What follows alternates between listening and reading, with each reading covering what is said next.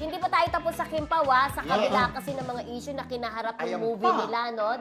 Ng Kim Pao, Kim Chiu at Paolo Abilino, tinanghal silang Best Love Team Silver Champion sa 2024 Tag Victorious Award Chicago. Bukod dito, si Paolo Abilino ay pinarangalang bilang Best Actor at Best Actress. Silver Champion naman si Kim Chiu para sa seryeng Linlang.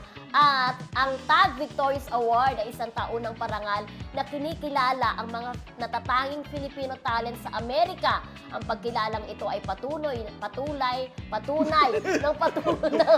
na suporta at pagmamahal ng kanilang mga panay sa kabila na pagsubok na kanilang hinarap. Yes. Diba? More blessing. Kahit matagal na ang Linlang, hanggang ngayon ay umaani pa rin ng award. Kinikilala talaga yung acting portion ni Kim Chiu at saka ni Paolo. Silvero yung alam mo, parang Olympics ganun pala. Siyempre, iba-iba naman po ang mga awards night Kasi yung Best Love Team, Silver Champion sila. Ang gold ay ang Don Bell. Okay. Ang bronze ay ang Francet. So, Kung ako nagkakamali, parang second.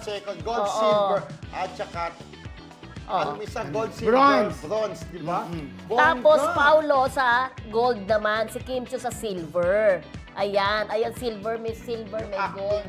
So, ibig sabihin, sa dami-dami ng mga artista, di ba, talagang sila yung napansin, yung pinakita nilang husay sa pagganap sa Linlang.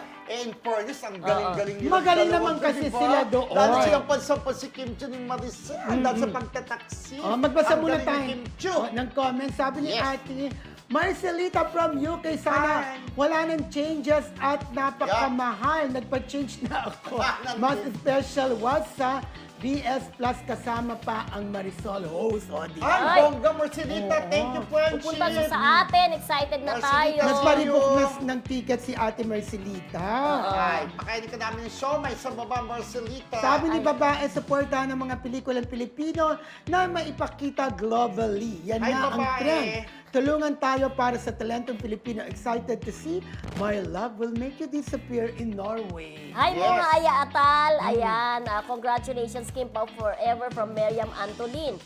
Si Muhaya Atal naman ay Captain fan, Ay, sabi niya. Captain. GNG, congrats. Presi Kaliwan, good afternoon sa inyong tatlo.